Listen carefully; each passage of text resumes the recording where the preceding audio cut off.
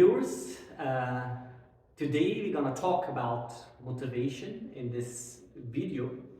Fortunately, I have got a person that he worked in Afghanistan for more than 2 years, and he is a good trainer, and I think he's a good kind of motivational speaker. I saw many of his videos that he prepared before in many subjects and issues. I just wanted to talk today about motivation, the motivation role in learning and working. He is Mr. Mark Jänsch, trainer for leadership. Thank you very much. Thank you. And most welcome. Thank you. Thank you very much. Let me start by asking you, Mr. Mark, how do you define motivation? What is motivation? Yeah, it's a very good question, and especially since everybody uses the word motivation, and it's not always used in the same context. So you might use it in a different context than I might do it. And if we look at it from a psychological point of view, we have motives for our actions. Mm-hmm. So if you are hungry, you have a motive to go and eat something. And if you're lonely, you have a motive to find a companion and be together with somebody else. Mm-hmm. So motivation is based on our motives, and our motives are based on our needs. So there is motive behind motivation? Always. That's where the word comes from. Okay. And we are motivated by our needs. Mm-hmm. So if I have a need, I am motivated to do something against it.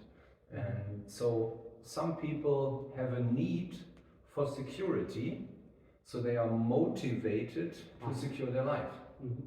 And other people... So that's based on requirements and needs of a person? Requirements is something that you want. Yeah. A need is deeper. You know, it's like... Then requirements. Well, try not to breathe for 4 minutes. It's difficult. It's impossible. Right. So you are motivated to breathe on a subconscious level. There are some motivations consciously. Right. I'm motivated to achieve a certain goal in my career. And there are some things, some needs that are subconscious, like physiological needs. I need to breathe. You need to blink with your eye. You're motivated to moisture your eyes. So basically everything that we do for a benefit. Mm-hmm. And this benefit is what motivates us, what drives us. We see but we see some people around us that they are not highly motivated. Yeah. And people are asking, you're not motivated. Yeah. What is the reason exactly? There is no motive behind them, or they have no needs? They don't see the benefit. Okay. And seeing a benefit is highly subjective. What is most important in motivation? Well, benefits or all of it. You cannot say what's more important than the other. You know, it's just some things that together, put together motivate people. Or it's like give and take. I don't know. When you don't see your benefits. Well, that's it. You have to see the benefit. Okay. Always, you have to see a positive consequence, and if I am not doing what you think needs to be done, so I'm not motivated to do it, it's because I don't see the benefit yet. Then let me go into a business surrounding, a business. Yeah, give an example. Yeah, if you are my manager and you ask me to do a task, but I don't know what the task brings, what is the positive consequence, then I'm not motivated to do it. If you know... But you have a job, I order you to do that. Yeah, but still, I'm not motivated. I might do it. So you don't see your benefits in doing it? I don't see the benefit for myself and not for the company. You can order me to do that, but the work landscape is changing, and ordering people is not going to work for very much longer. So you have to bring across, what is it for that we're doing this? Okay. And if I accept the positive consequence, then I'm motivated. That makes sense, right? How can we motivate a person to learn? We see a lot of people, they are not interested in learning, and we are asking them why. They say, I don't have a motive, I don't have an interest, I'm not interested. Yeah. Because I cannot learn. They say, I cannot learn. Where the word That's, I cannot learn. well, it comes from I don't want to fail. And the question is very, very interesting and very important today.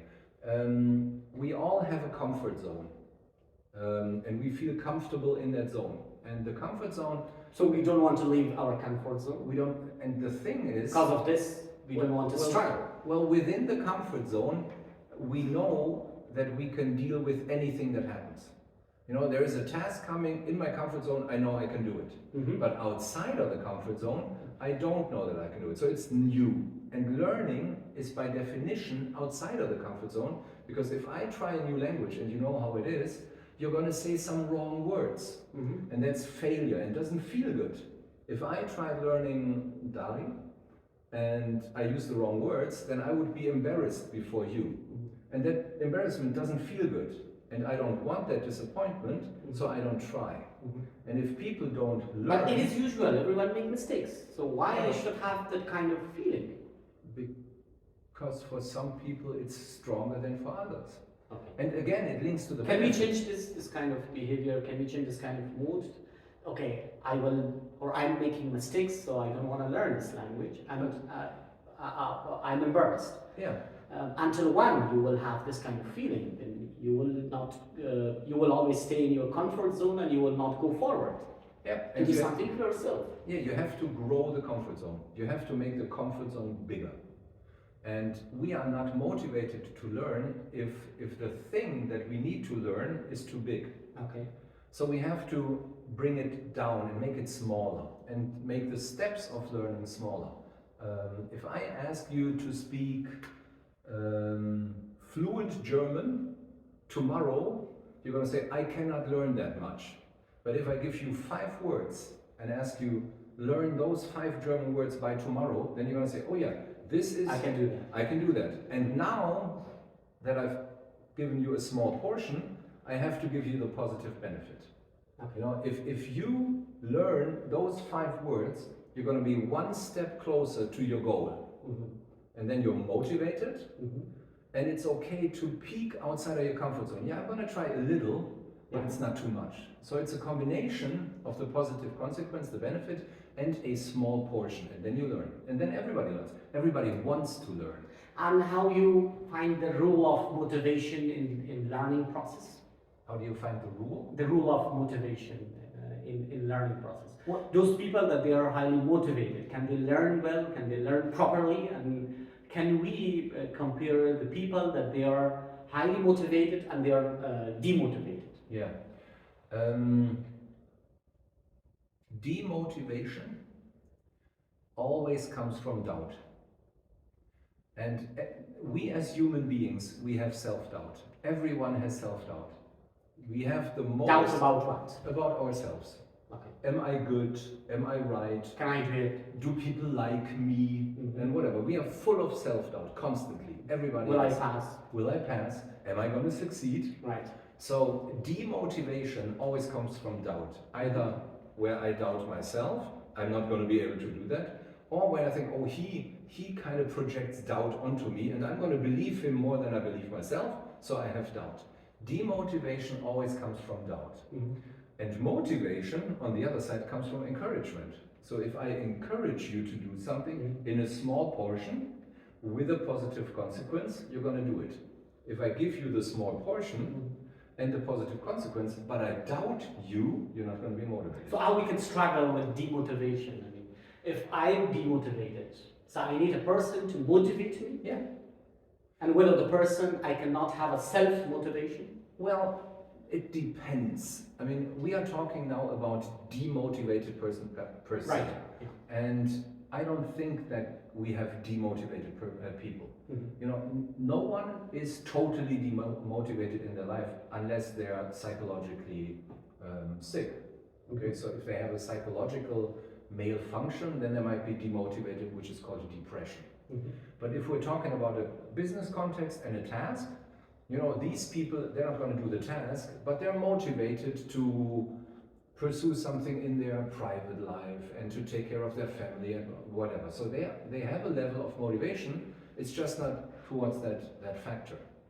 So if we want to motivate them, we have to differentiate two ways of thinking. If I tell you to do something, Yeah. I can tell you why you should do that. And why is in the past. If I tell you what for to do that, it's in the future. In the future. And it always looks at the positive benefit. And that's how I motivate demotivated people, by giving them meaning and a reason and a positive consequence. Right. How we can motivate ourselves without having a person in our life? Yeah, in small steps. Is that possible? Yeah, absolutely. There is, there's a lot of literature on that. How do you actually get into new behaviors? And all of that we spoke about is true, but on a more practical level, if you try something very small once, and then try it again, and again, and again, and again, your motivation will grow. But at least I have to start. You have to start, but you don't have to start with big things. Start with small things. You know, if you want to... Can you just give an example? Yeah, take sports, take exercise. If you want to run a marathon, but you have never run at all, run for 2 minutes. And do that every day for a week. Then make it for 4. Then make it 4. Then make it 10. Step by step, systematically go forward. Exactly. And you will have a good result. And you have to start with less than 5 minutes. So if there's a task at work that you need to be motivated to do, and it takes an hour. Is it also related to good habits and bad habits also? Because Absolutely. Whatever we do kind of frames our mind. If I have good habits, it frames my mind into, the same direction. If I do positive things, I'm motivated to do more positive things. If I do negative things, they will also spread. And that's the thing. What are the major obstacles in face of motivation? You have mentioned before, one of them is doubt. That people have doubt that, okay, I can do, can I pass? Is it possible? What other obstacles can make problems in face of my ways that I cannot be highly motivated? Yeah, it all comes down to doubt, but our doubt is fed from different sources. It's like which sources? You can be my source. You doubt me, so I doubt myself, and I'm not going to do it. Fear of failure, or even some people want to hang on to a dream and they never actually want to achieve it. It's like they don't allow themselves to succeed. So there's a bunch of different things where. If I ask you personally, what motivates you more in life? That still you feel that you're a successful person in your life, in your job that you make, that you do every day. What motivates me? Yeah. Curiosity. And can I ask you why? Where did you find this? I think learning is one of the top 5 most important things for humans per se. If we don't learn, we stay where we are, and staying where we are basically as the world evolves means we're going backwards. We need to learn constantly to keep up with the world, and that to me comes from curiosity. I always want to know why and what for people do things. I want to know why and what for something happens. If there's something that I've never seen before. You want to discover why it happens. Absolutely. And always research and reading, learning. Absolutely. It's like an adrenaline rush. If I see something new, I'm going to go like, whoa, I've never seen that before. I want to do it. Are you get tired of it? Never. I'm never tired. You don't have this kind of feeling also? No. Is persistence, is motivation? It's linked. It goes together, but it's not the same. Persistence is more discipline. Okay, I say I never give up. Yeah, that's. It's a kind of motivation or not? It's a kind. To me, it's more like strength. Motivation is what gets you in motion, and persistence is what keeps you moving. You have to be motivated to start, and you have to be persistent to keep on going. So it's linked, but it's not the same.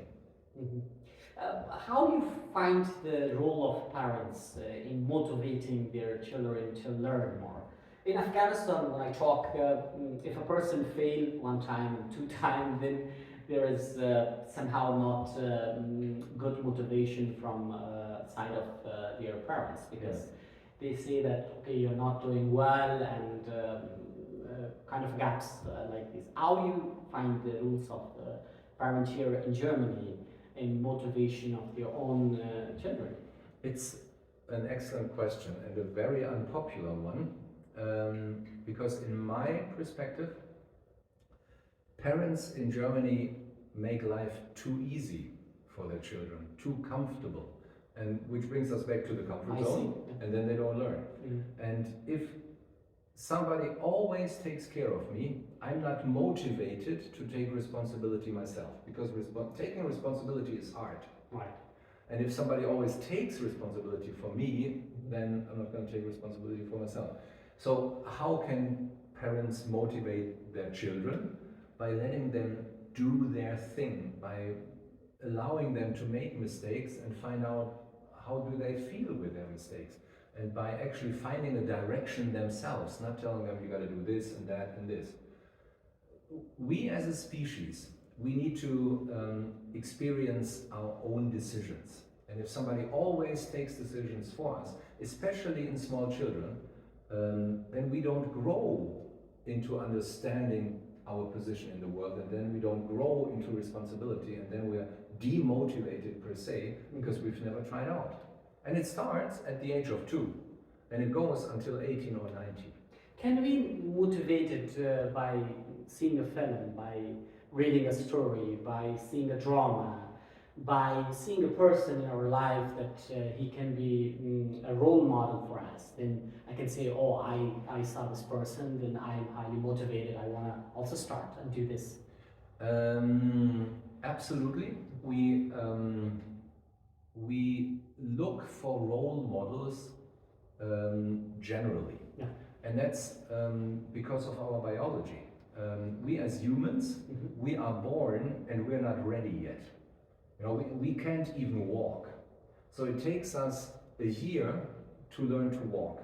And then it takes us longer to get some other skills and competencies. And we look at parents, we look up to them, we have our role models, and we want to be like them.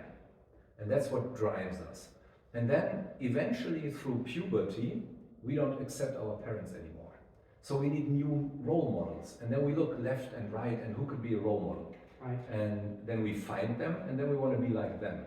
And we can find them in movies, we can find them in the media, we can find them in our peer group, within our friends, or we can find them, I mean, you have a huge following of people, and there are people who are motivated by you to achieve what you have done. And so you're a role model, and people are motivated by that. Just the last question. You have mentioned before about the German language. We all know that learning a foreign or a language like German is difficult, but it's not impossible. There are people that they learn in 1 and 2 years, but there are people that they cannot learn in 10 years. Yeah. What is the reason? What factors can cause, can we say that he learned in 2 and 3 years is motivated, and a person that is not learning in 10 years and 20 years, and he is living in Germany but cannot speak well and fluently? That's a very good question. And we have to look at talent, potential, and competency. Talent, potential, and competency. Yeah. So competency is being able to achieve something continuously. Okay. Competency, a skill, is not if I do it once, but if I can do it repeatedly. Potential is the size to which my competency can grow, and talent is very individual.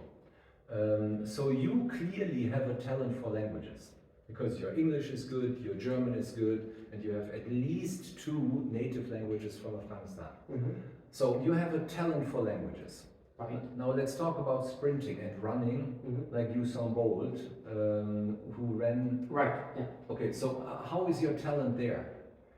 And if you train, it's not working. So and if you train for, I'm not good at and if you train for 10 years, are you going to be as fast as him? Probably not. But if you train German for 10 years, you're going to be fluent and probably without an accent. So talent is one of the big parts, and it's very highly individual. And your language skills are good, you have a high competency, good skills, you have a huge potential, and you have talent as a base. And competency? Competency is fairly good, you are already capable of repeatedly speaking in the same areas.